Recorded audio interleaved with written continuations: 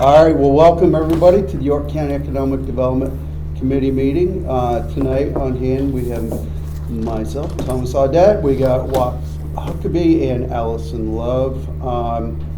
Order of business tonight, Economic Development Dashboard. I guess I'm gonna turn it over to you, David. Sounds good, Mr. Chairman. Thank you, sir. So, in front of you, you do have the dashboard. That is our June dashboard, and that was sent, I guess, a week and a half ago or so, out to all council members and stakeholders.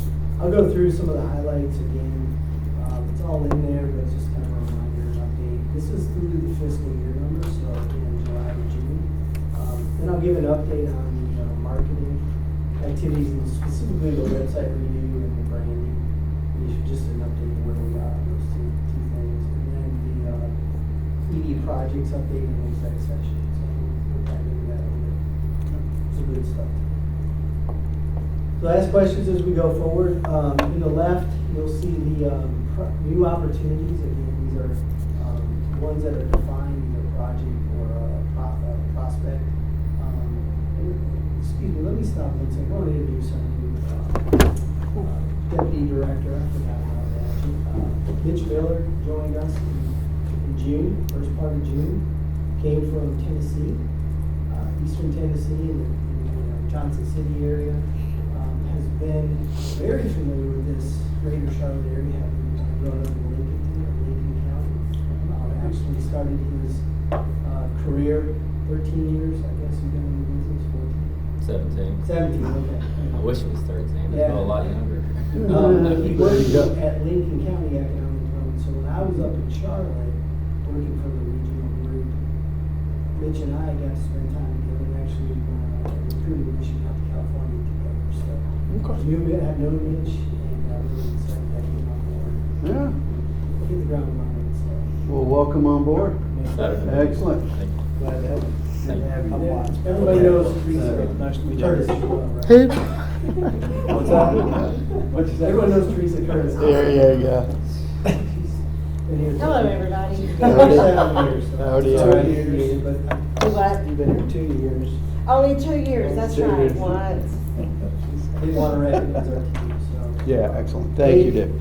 They're helpful, what makes this happen. So you can see the new opportunities, we had to identify them.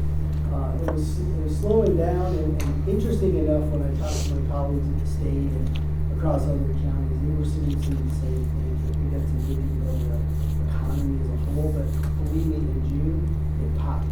And we had new projects looking to come out. 3 out of the 5, I think it is, that we had were what we call transition from a lead, where we kind of knew something was out there, but we didn't have a good feel of qualified data points to convert them over to an opportunity. Okay. 3 out of 5 did. So they are in there were 2 expansions and 1 new one that we kind of hearing about, but getting clear. So Awesome. that's a positive. Then we have the 12-month rolling average there, or rolling numbers, I should say. And then the leads, and again, leads are down a little bit. I think that's indicative of what we see in the economy, but also, starting over with Mitch is a new situation for us. Yes, people do call our office, and we're calling out to different groups, but having another person here in that network, filling out, what's out there, work to build that back up. Question, Yep. if you don't mind. So, trend-wise in a down economy, which we're in a down economy, are you all aware of what other economic development departments are spending their time doing in a down economy? When you don't have the same activity that you have when the economy is roaring? Yeah, I mean, and to my knowledge, I'll let others speak as well, but to my knowledge, you prepare your community, you maybe update your plans and what you're doing as an organization or with other organizations, so that when the economy comes back, you're ready to go. So I was my time, I've always said, sharpen your axe now because you're going to chop it later. Right? And so it's doing studies, if it's looking at the new marketplace, what we have to do as an economy to be different. If it's marketing and collaborations that we have to do different, it's having that intentful meeting or intentful set of action with that So I would almost suggest that since economies are cyclical, we typically go every 10, 12-year period, you have a down economy. In business, if I were gonna sell my business, I would spend time preparing my business to sell it, not right now. You would not sell it when interest rates are high. You'd sell it when interest rates are low as possible, the economy's as ripe as possible, the company's not dependent upon you. You do many things to prepare your company to sell. I'd almost suggest, given that this is a cycle historically that's taken place every 10, 11, 12 years, that we become more intentional about exactly what we are doing when the economy is down, when interest rates are high, banks aren't loaning money. What are we doing during that period? There's more to that I actually may bring up tonight. I don't know, this depends. Because the strategic plan, I kind of want to wait on that and see what goes into that. But there are things probably we should be doing in times like this intentionally that benefit us. Like you said, when you come out of it, you're ahead of everybody else that didn't do that planning, didn't have that activity going on during the down economy. Yeah, that's, just to piggyback off that, I mean, I think from our strategic plan, you know, we start looking forward in regards to it.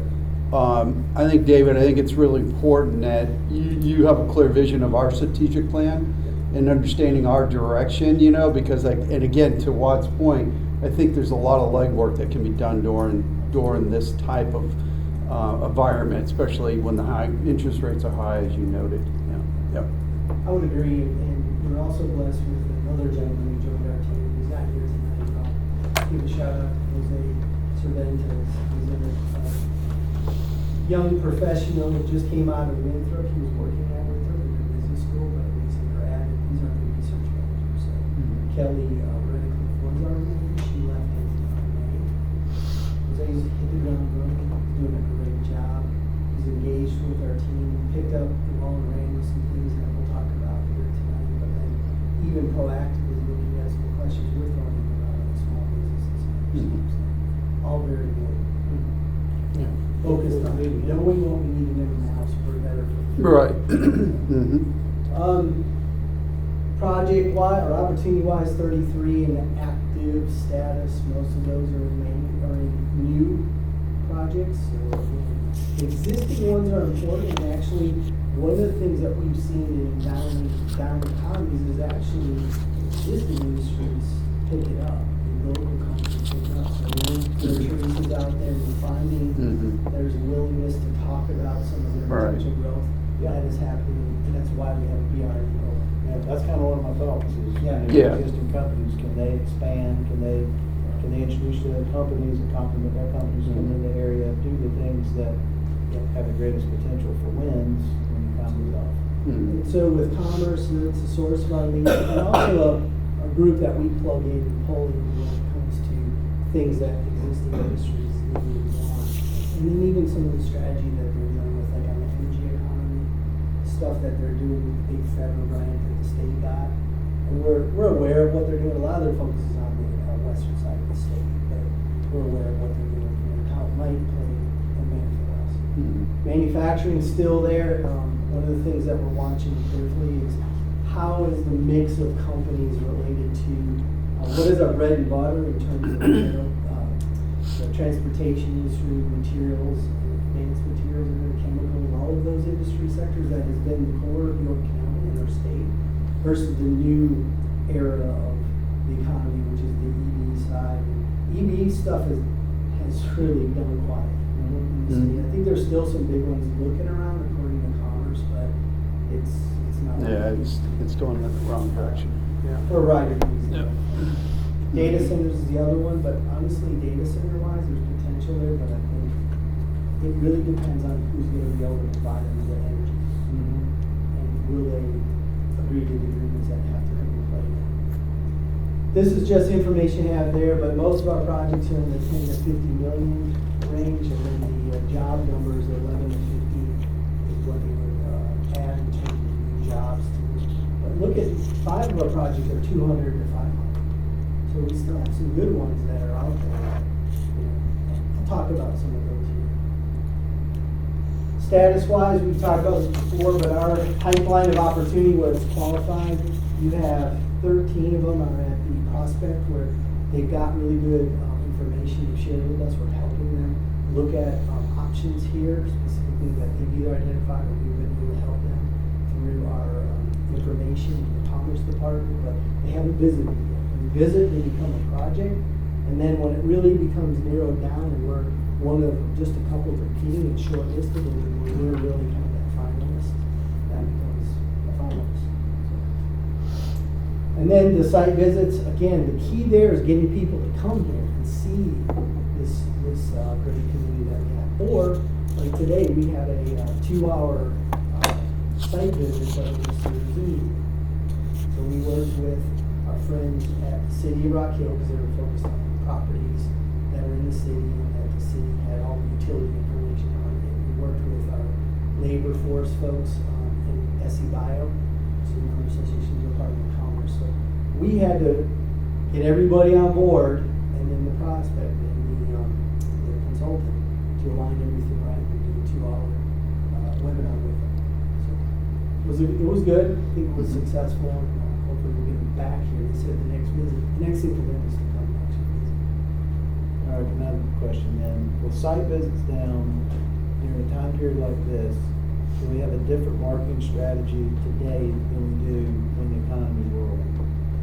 And are our presentations different with drum quality, and are we thinking about investing in making someone feel like they're physically here looking at our cities and the land that we have and photography or whatever else, whatever you put in marketing video to get someone to eventually plan to come here? Are we doing anything like that? So we have done videos that we do show those on our key sites, the ones that we know we have looked at, Mhm. the ones we've had a lot of detailed information studied Mhm. on, like the Westgate Industrial Park, East York Industrial Park. So we utilize those in our marketing and promotional things. I think it's also getting out and through the alliances, when there's opportunities when we do travel and go see, Right. those are regularly happening, but we have to participate. If we have time now, we should be there at the events and participating. So there's one coming up in August, the Chicago site selection visit. I'm gonna be up there, and it's a day event, go on and come back. But I may actually stay, because there's some consultants that we've done work with, and I may just spend the night and visit with them the next day. And have those conversations and talk about trends and new product coming out. The other is talking to the brokers and the folks in Charlotte. Yes, we have had more meetings with them, because we have time to do it, and then they're actively looking and hearing things about Grove County that we'd like to have discussions with them. So when you look at an area it's across, so you look at, so we look at Texas, right? Or maybe isolated to a county in Texas, it's really booming, from an opportunity.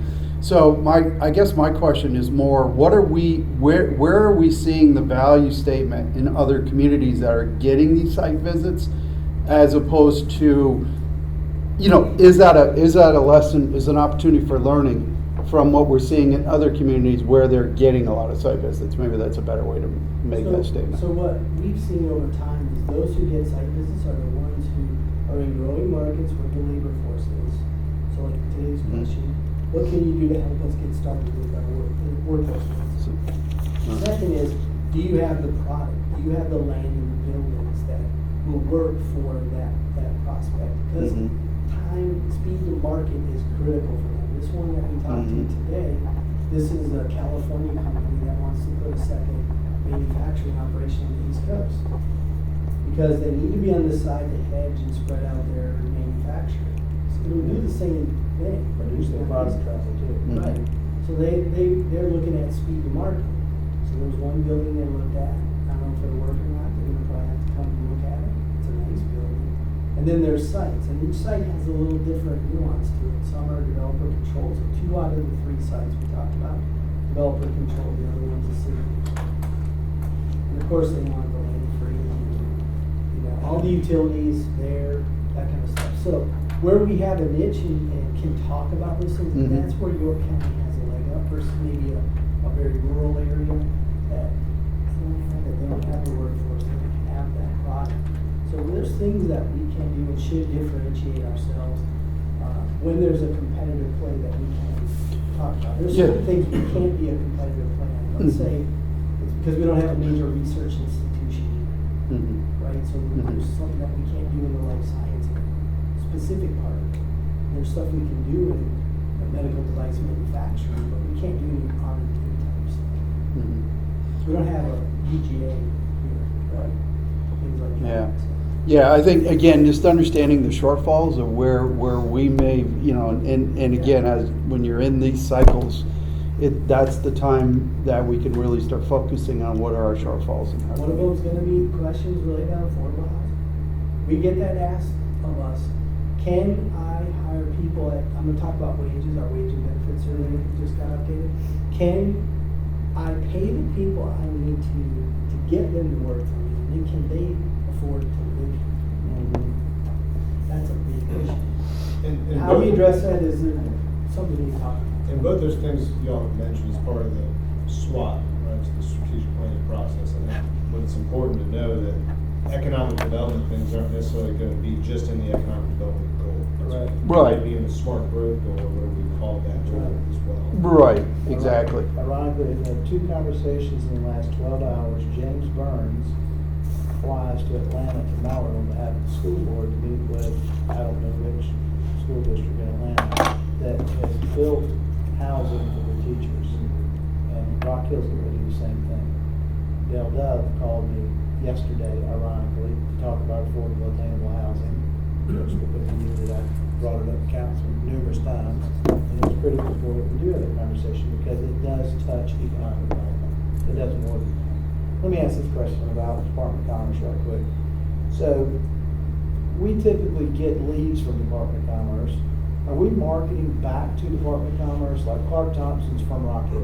Yep. You're up here, right? Yep, good friend of mine. So, are we marketing to them so that they think about us first when somebody calls in instead of going somewhere else? Sure, there's different ways we do it. One, we do let them know about the available buildings, updates, Okay. things like that. Because we put our information on buildings and sites in their database first, and then that information is uploaded up to our website. That's interesting. So that's our primary. We've set that up from day one because we knew our pipeline is there. They need to know what's going on. Second, going to see them and having conversations, if it's not just picking up the phone and having those conversations. I think I've talked to probably 5 commerce people in the last 4 days. Because of project activity and what we're doing. Right. Directors, deputy director, that kind of thing. There's engagement on existing industry things, and they've come up here and had strategic things that they do, either to get into a company and verify some stuff for the grants and Teresa and that individual go out and talk. Right. Or there's things that they're doing as part of maybe the energy initiative in the state, and we know that they've come up, because they'll call us and say, we're gonna go see Schaefer, for instance, because they're part of the energy initiative. Or I'll call them and talk about certain things that, hey, I thought about this company, influence is another.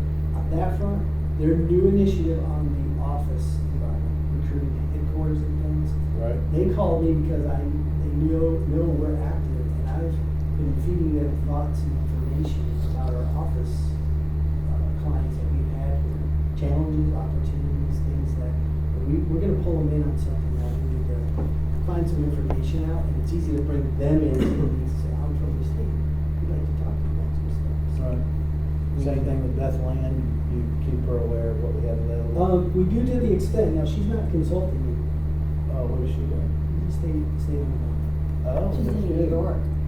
In New Actually, York? New York. New York. Actually, I think they may have moved back. Oh, really? Okay. Heard that's Back here? Yeah, Greenville right here. Oh. What's her last name? Not That's Land. Lane. It is Land? She married Philip Lane. Philip, yeah. Mm. That's right.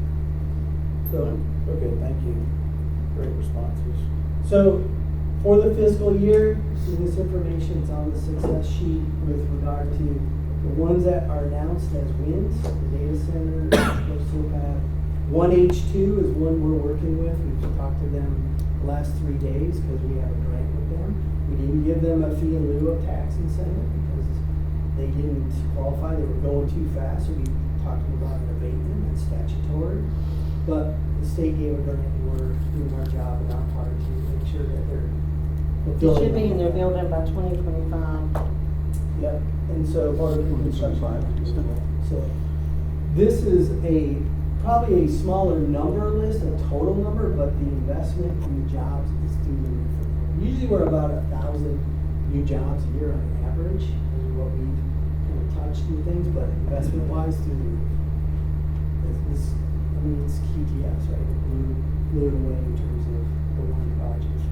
But I think it's very much something that we take pride in and should see good things come out of it at the end for our economy and things going forward. So business retention, Teresa is leading off this effort. We had over 70, and that's down a little bit. Again, some of it is having to do with the economy, people just not wanting to talk. Now, how we manage that and connect with folks, one is the Business Pulse Survey. So we do it twice a year. We did it in the late fall, early winter, and those results were shared with the community as what do people think. We do the same survey to make sure we're consistent. We have it out right now. So that information will be summarized by the end of the month. Results should tell us how people think, these manufacturers, employers, that kind of thing. Not small business per se. That's something we can talk about in the future, I think.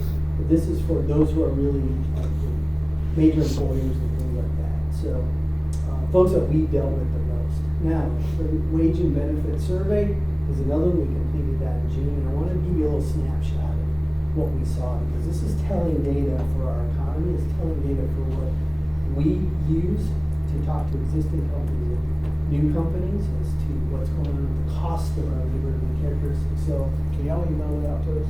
yeah, we can send you this information. 135 employers were touched. Focus on manufacturing and warehouse, because that is the group that we've worked with. 10 employees or greater is that threshold. April last year is what we did. So every April we're doing this wage and benefit survey. 63 companies responded. That's a 47% response rate. I'll give credit to, number one, having done it a number of years and they see value in this, but also our team effort that goes out there. Make sure they're aware of it, participate, assemble the data and report out the data to those people who participate.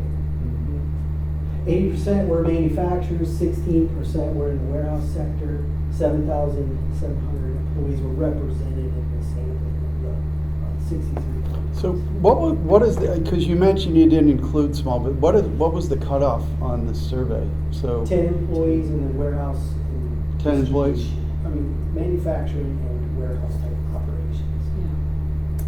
But, That's okay. a lot of who we see. Now, some of them could be small business. Again, it goes Mhm. back to how. But we- minimum 10 employees. Yeah. Yeah. That's a good average though, 77, 13, 63. Mhm. And then you can see the data points. And again, this information will be shared with you. So just a snapshot of some of the information. The average entry level wage went up 5% starting at $18.06. Last year it was at $17.21. That's a 7%. So 5% increase year over year for this year from 23 to 24. The previous year was up 7%. So slowing down a little bit. Okay. The unskilled, semi-skilled, average, non-exempt hourly wage, again, up 2.3% year over year. The previous year over year was up 7%. So it's at $20.16 for unskilled, semi-skilled. For the skilled and technical positions, okay, it's $25.80 is their average hourly wage. That was up 15%. Now the previous year over year was down 2%. So it's kind of interesting data to look at and say, oh, why did that go up and change so significant? Did we attract somebody that really pushed that wage out significantly? That's a pretty big increase. And I don't So- think, again, some of it might have to do with who actually responded this time. Mhm. But Yeah. we can go back and we can see. Mhm. It is really like pulling teeth to get these people to respond. That's Believe it or right. not, I mean, it really is. I mean, they want the information, but this survey is like 60 questions long. And for me to, I'm literally get on the phone and say, please fill us out. Mhm. So do the ones that don't respond, do they get the results?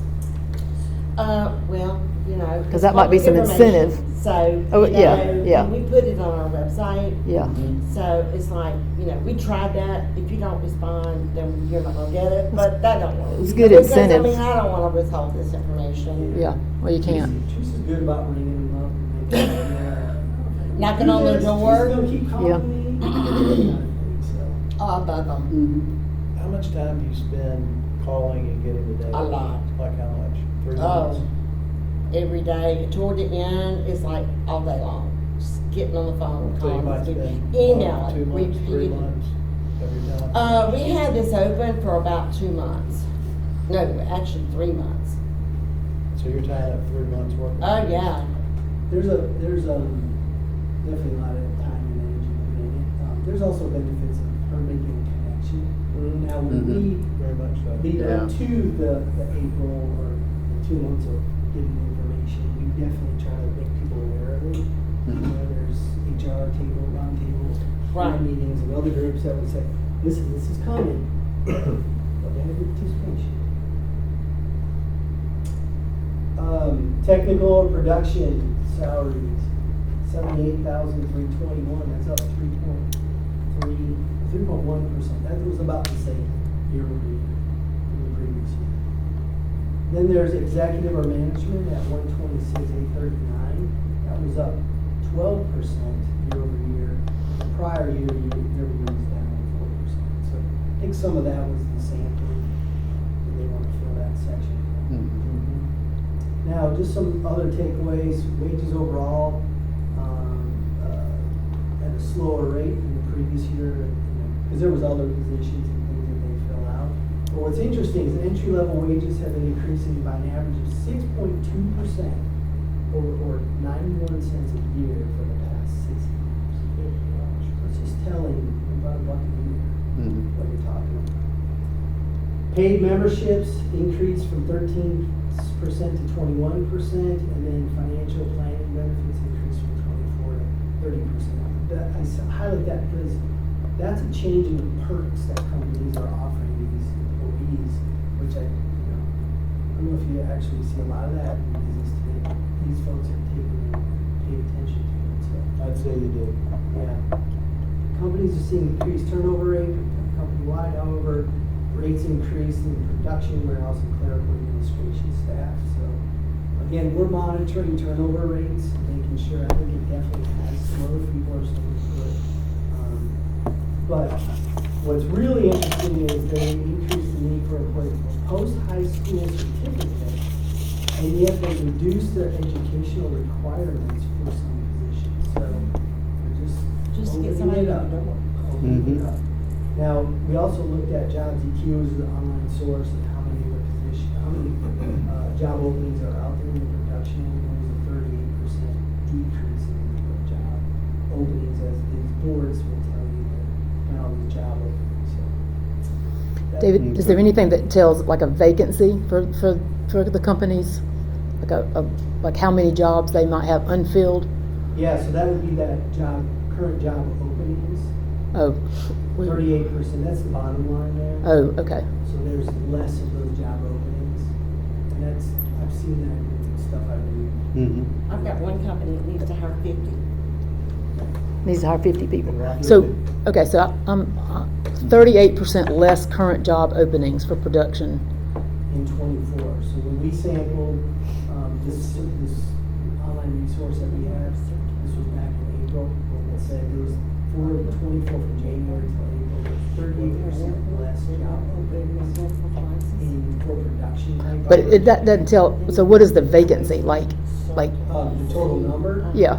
Let us get that for you and show you what that. or just because that's the 38% is not the vacancy rate, right? That's just a comparison. Just the number, less. Yeah. Yeah. I mean, I just know, listen, my business is a small business. I mean, it's like a minute business, I guess, at this point, but, it's almost impossible to find people to work. You know, people, they'll even come in and respond to an ad and get the job and not respond, not even show up on the day they're supposed to start. I hear that all the I time. mean, we've gone through so many interviews and they just don't, and I don't, I pay well, so, I mean, I'm paying higher than these companies are paying a lot of times for just a salesperson. They just sit there, you know? Mhm. Send it out to you guys. Yeah, I'll just be interested to kind of see, you know, because, it's, you know, when we talk about, every time we have a finance and operations committee meeting, we talk about the sheriff's, you know, sheriff's office trying to hire and the county trying to hire, and I'm just wondering, like, across the board. And then also, the work from home, is that still considered a benefit? Are the companies still doing that? Or are they reeling people kind of back into work? I think what you see, and I'll highlight it in my email to you guys, I Mhm. think that was in our sampling, that we asked more about the work from home. 'Cause we hadn't had a question a couple years ago. Mhm. Don't know offhand. I'm thinking it's less because there's been more back work, or at least a split operation. Yeah, I'm just wondering about that trend, Yeah. you know, if that's, I It's know, reversing a little bit So- nationally. yeah. So when you look at 38% though of less current jobs, so is that a direct? Is that and I'm just speaking out loud here? Is that truly a direct reflection of the impact on their business for the need, or is it a reflection of our labor force in the understanding that there's not enough people to fill a lot of these positions, so a lot of them aren't being posted. So you got companies doing more with less because they are running into stuff like you're running into, and they stop putting the job ads out there because there's not the workforce. That's a good question. I would imagine it's a factor of a couple things, Mhm. both of them. Okay. Real quick, shameless brag, we're filling 46 positions in the county this month. Mhm. That's great. It was, I think, pretty much a record, typically it's 18. Mhm. 15 of those are with the sheriff. So we Mhm. are seeing a jump in filling positions. That's great. And I think that's another statement on the economy, right? So we're becoming more attractive Mhm. to folks. But 46, I'm gonna share that with all county. No, that's a- that's- because that's Yeah. a big deal. That's a big for problem. us, That's but really great. Are Yeah. there any part-timers? we have part-time positions, yeah, we do. Mhm. Are Well- we looking at part-timers holistically differently than we have in the past? We can talk about, I don't want to take away from this Yeah. meeting, but I think there's part-time employment through the county. I think that's in terms of full-time employment, but And the reason we I have ask that, FTEs. the reason I ask that question is, next year when you survey, you might ought to have some survey questions around part-time, internships, virtual, to find out what trends people are using. Because I mean, I'm thinking about the time you're spending gathering this data, could be done by an intern at Winthrop after you make the contact, and maybe they're gathering some of the data to help the process move quicker possibly, I don't know. But anyway, trends, what's going on. So that survey there's a lot more data I didn't share. There are Yeah. Okay. part-time Okay. information Good. in there. All right. We do ask those questions, a bunch of stuff on benefits and things like that. I So again, remember it's a from last lot year. of 60 questions. Yeah. Well, go ahead. Economy is the question, and the company decision. Yeah. Right, isn't that the focus there? Yeah, correct, yeah. We'll go quick. The last two slides in the open session here, just the update on the marketing efforts, the website rebuild. So we haven't rebuilt our website since 2015 when we started on the Mhm. platform that we're on. That platform's going away, so we have to look hard at redoing it. It's required, right? Mhm. You gotta have a good website. We have a good website. We've been noted for it from consultants and people we deal with. So we're gonna replace it, enhance it from an experience, aesthetics, and functionality. We're gonna add new information as we see the strategic plan call for us to do maybe some different things and communicate to maybe some target audiences and enhance what we need to say and do for that effort. And then align with our collaborative partnerships on the branding effort. So Mhm. we've already gone out, this is all supported through the growth partners and what we do in the website. We've already put out the RFI, getting some good feedbacks. I think we'll Mhm. get some good proposals in. And then we'll do a kickoff in September once we select that group in first part of September with the anticipated completion by March, if not before. Yeah, so the website and the rebuild, I mean, and again, I think we'll probably talk about it a little bit later, but the drive that we had with the chamber and with the COG around a small business initiative and utilizing Yep. sites and et cetera. So I'm assuming the strategy around this is part of that is that small business initiative component. Exactly, Okay, that is correct. okay, Yep, all right. yep, for sure. Okay. And so we'll be talking and reviewing it as a staff. Yeah. Those proposals and how we're gonna get that thing implemented, and then also include growth partnership and county staff. And give you updates as we go ahead and Okay. go forward with this project. Okay. Just to clarify though, the small business initiative, council hasn't really said that we're gonna make that a priority yet, right? Well, That we've was talked just- about that it was in just our added- strategic planning. That was just more from committee. Well, we, at the point that we had put it out there as far as being an objective, you know, I think that, you know, again, based on our conversations in the past we've had, and we've talked about this for a while, there's a major need for a small business initiative. I mean, we are falling short. In fact, David went to Spartanburg, or was it Spartanburg, or you went to? No, I reviewed those locations. Yeah, you reviewed the locations, but Desktop. yeah, yeah. So based on the review and based on the ask from within this, that's been a driving factor. But we did bring it up in strategic. So I think we'll have to iron out everybody's viability on getting on board with this. But the value of this is I tell you, there's a lot of value, and it's not going to be pulling from the purse strings necessarily of the county. We're going to use the resources here to come up with a strategic plan Right. that all businesses can benefit from. So it's not a strategic cost. You talking about all small businesses can benefit? Well, that's our end goal, right? That's our end goal, is that we need to design this so there's an opportunity for all small Yeah, I businesses. think we need I to- think it's gonna take some more discussion, and as a small business owner, this is what I've said from the beginning, is how do you pick the winners and the losers? Not everybody, I don't think you can do something that works for every small business, and, you know, just like, you know, when you try to define, so economic development to me is larger, you know, usually, hopefully, people come into the area, not even expansions for the most part. But when you start trying to, and you think, okay, so you ask the question of where's the line between, you know, big business and small business? Well, when you get to small business, you got a whole bunch of little lines in there. You know, there's not just one dividing line. There may be between big and small, because I can mentally do that. But when you start talking about, you know, small business, well, there are so many different levels of small business, and I just don't know how you determine which ones qualify, which ones are the most valuable, and which ones, you know, are. I don't know. I think when we met with the Gravity Center, I was a little bit relieved when we met with the Gravity Center, because I thought they had a great plan, and I know a couple of people that have been through that process with them, and I think they were a good resource for the council to say, hey, we want to support small business, but this is how we do it, because I don't know how county council can vet small businesses. Well, there's never been our goal for council to vet the businesses. And it's never, the way I'm envisioning it, we're not picking winners or losers. We're putting out opportunity for people to be educated on where to go, what to do, the process, the steps. You know, maybe there's market analysis. It's just education. It's not Education, funding. market analysis, that type of thing. Yeah. You know, and if they choose, maybe there's grant writers that are available to help them write grants. But there's so many small businesses out there that don't even know where to start. Yeah. So are we right? duplicating what the Gravity Center is doing?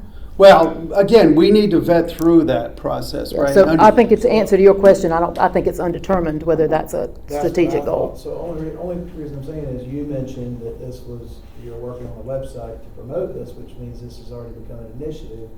And it's my opinion that if this pops up in the strategic plan, that this becomes an initiative, I still think there's further discussion to be had. I, for one, am not completely on board with it. I've said that from the beginning. I think that we've talked about existing businesses. We're in a down economy. What businesses could we do something creative with to get them to expand in a down economy that gets us positive impact? I think we have to talk about how we're going to measure this. If we do this for small business, how are you going to measure success? When do you determine that this was a good decision or a poor decision? Or it's just not an investable decision? Well, So go I'm ahead. just simply saying that if it becomes a priority out of the strategic plan, I still think there's more discussion to be had on this in a workshop or some other means. Well, by all means, there's more discussion needed Yeah. by it. But again, we're not out there to pick winners and losers. This is more of an opportunity as opposed to a financial output. I mean, We're saying the same thing, but what I heard was the website's getting ready to be designed to promote this initiative, Mhm. which I don't believe council has. I would, Has let me initiated stress this Mhm. about what the website can do. It is going to be flexible to address those that we decide to do strategic planning. Small business, you asked about small Mhm. business, it could be that. We already have information on that. Mhm. In fact, it's one of the biggest topics that gets asked of us. How do you do a business? Where do you go get your business license? It's the number one thing that goes to our website. Right. So there's things in there that component-wise, this effort can address Well- looking at priority right. and how do we keep perspective of what council wants. Well, and it connects, and it's going to help to connect the dots. When you have the chamber out there, when you've got the cog out there, you've got connecting the dots for these people. Again, this to me. I mean, again, we don't have. York County doesn't have a small business program. Okay, we need to be, I think, strategic about how we design it, and those discussions will happen in our meetings. But this is something that I've had a load of businesses, small businesses ask me, where do I go for this? What do I do? How do I do? Let's design something that's going to be holistic and allow businesses to go to certain places and have the three entities at this point. And we maybe will expand later, right? But I think that we owe that to our community because small business is the engine, to me, of America. And I mean, if we're driving a good small business program, that's big. You're speaking to the audience, man. I'm Well, small exactly. businesses, so is Allison. Well, exactly. I get you. Yeah. I'm just saying that Yeah. unless this comes out of the strategic plan, which I don't really remember it being top vote getter, maybe it was, but still there's more conversation to be had on, in my opinion, there's one of seven. Yeah, August 13th, we're gonna have a workshop about the strategic plan. Y'all will see a rough draft, we can speak into that. So we're chugging along. Hopefully, we get to a point where y'all wanna adopt something in September, so. Yeah. That's coming. Yeah, but I mean, but the foundations are being laid. I think as we move forward with this thing, I think it is exciting. I know you're excited. I am excited. There's nothing wrong with that. I can't, yeah. And look, I'm picking up on a couple of things. Yeah. We need to move on. I know. Yeah. When we talked about small business in Spartanburg, they use some of their federal funds they got from the county and then they put it towards loan program. Mhm. That's not what we're saying at this point. Right. Because there needs to be a discussion about the ED fund and what other resources. Yes. If Right. there's an investment need, Right. financing need. I'm not saying anything right now of what the needs, we need to ascertain what the needs are. But information, collaboration, partnership, that's probably lower Yeah. hanging fruit potential. Well, yeah. we got a baseline, right? And then we can look at it strategically and how we want to create this That's right. opportunity. So the South Carolina Department of Commerce actually has something on their site Yes. that gears just to those questions like how to start a business. We refer Getting people started on up, to I mean, there's a Mhm. checklist there, secure financial resources checklist there. SBA does the same Uh, thing. Yeah, I mean, stand out, yeah, I mean, it just keeps getting local business license, checkpoint Mhm. there. I mean, it's all there. And what we can do is kind of customize it for the local. Yeah. Yeah. There's different things that we do at the county level that are different than the Well- municipality, but having everybody. Right. Right. I think with these other partners too, we talked about. I think it's going to add a nice flavor to it For the whole county. for the whole county. Not just For the whole one county. community. Yeah. It's- Exactly. Branding initiative, just the update here is that when we started a year ago with the collaboration between our department, the folks at the New York County and the Regional Chamber of Commerce, about how do we do things better under a brand approach, a targeted approach, shared initiative to get people who are visiting, who are residents and employers aware of, hey, this is York County, we can do things. So more to come here, we're getting some graphic images, we have a discussion tomorrow with the folks who are drafting up some ideas, and then they'll be put into more of a program thought Right. as to what we can and cannot do together, collaborative.